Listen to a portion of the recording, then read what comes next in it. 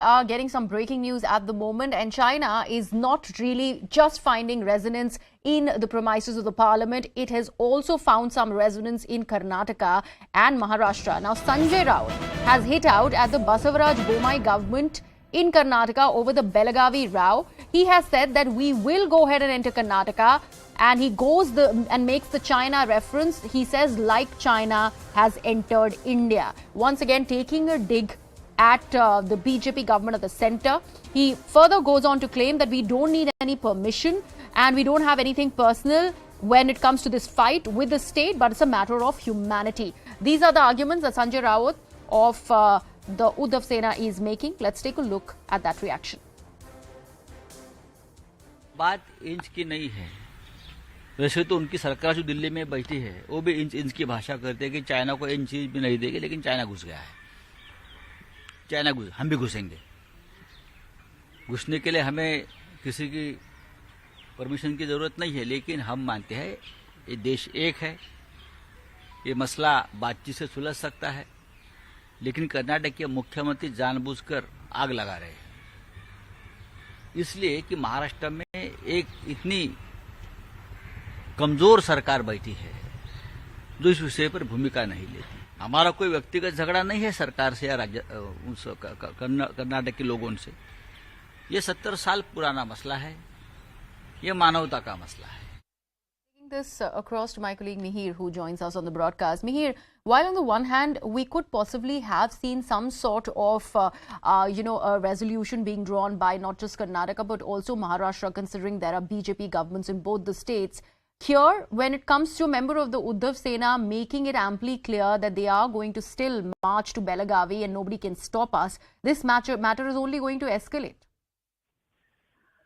Absolutely, this matter is only going to escalate. But as far as the opposition is concerned, opposition in a sense is also using this entire matter to target the government time and again.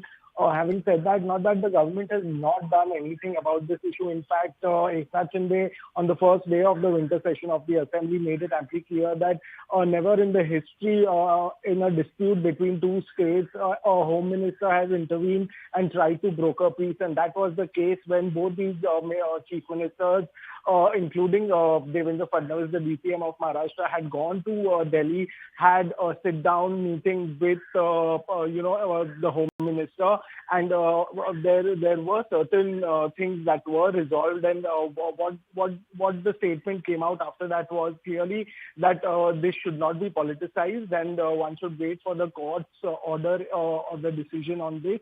But what we are seeing is there is no change on the ground in situation as far as the kind of attacks and the kind of trouble that the Marathi-speaking crowd in Karnataka is facing.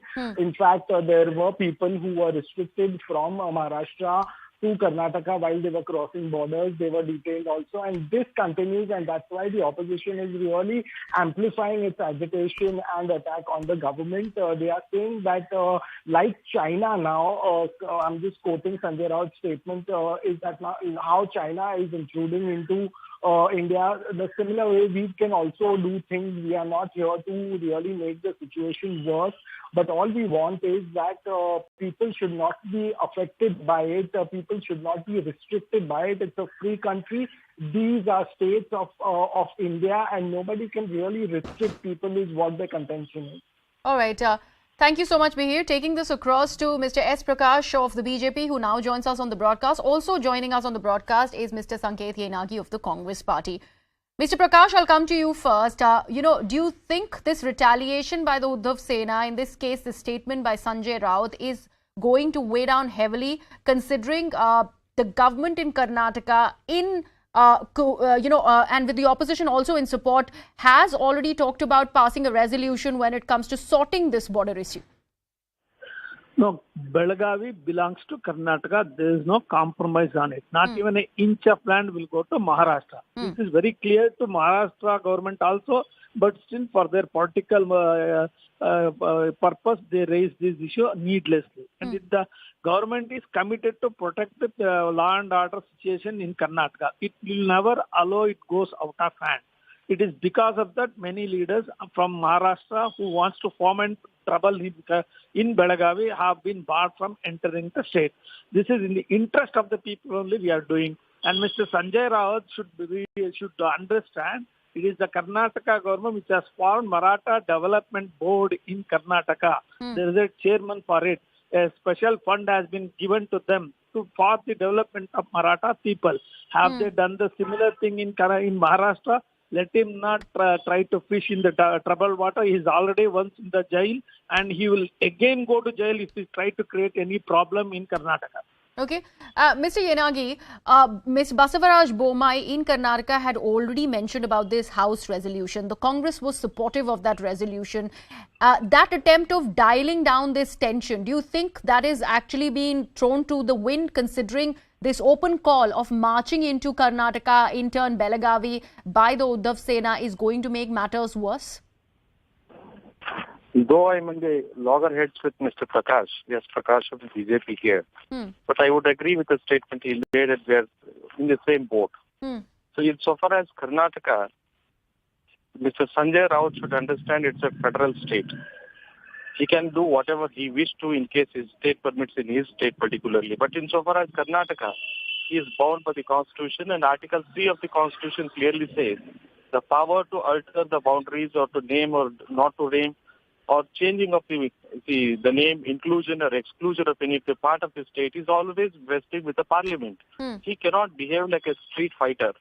He must know the law. Sanjay Raut, though appears to be a MP, does not understand law, does not respect the rule of law. It appears the way he is making statement. And his statement is totally condemnable. It is immature statement, and I think he again needs a treatment by the law and the law enforcement agencies, the way he is dealing with the issue of the Karnataka, and there is no compromise on it, and we adhere to protect the state of Karnataka and its boundaries. There is no compromise on it. Okay, so BJP and Congress are one with that statement that they are making. Let me actually take this across to Mr. Tanveer Ahmed of the JDS, who's also joining us on the broadcast. Mr. Ahmed, what do you make of this statement that's now been made by Sanjay Raut? See, Maharashtrians and Maratha people are our brothers. They are absolutely not from China. Sanjay Raut really considering them as Chinese and considering them as enemies. We don't consider anybody from Maharashtra or Maratha to be our enemies. No, they are our brothers. They are fellow Indians. There are small issues which are every political party, especially BJP and Shiv Sena, want to really make themselves significant, of some significance. That's why they are trying very hard. This is an emotional issue. And Sanjay Raut really understands, because he's a matured politician. If at all he raise this emotional issue, I'm sure that benefit is definitely going to go to any political party. But however, as my fellow friend from Congress and BJP said, that this is Karnataka, and we Kannadigas are definitely peace-loving people, and we want our brothers in Maharashtra to definitely respect the law of the land and not really succumb to the pressures which are coming from any political party. And we don't want any trouble, because this is very sensitive, very emotional issue.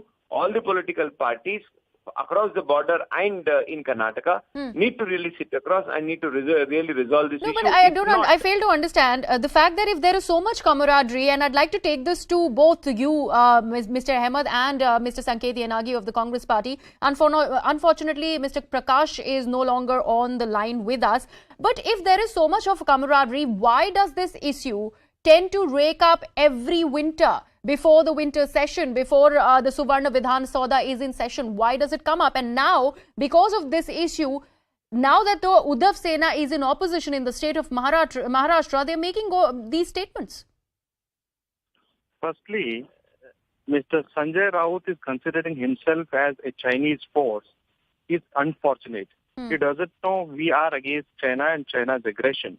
He's comparing himself and considering himself as China and considering India as Karnataka as India. And he doesn't it mean that he is a foreigner according to himself and his statement?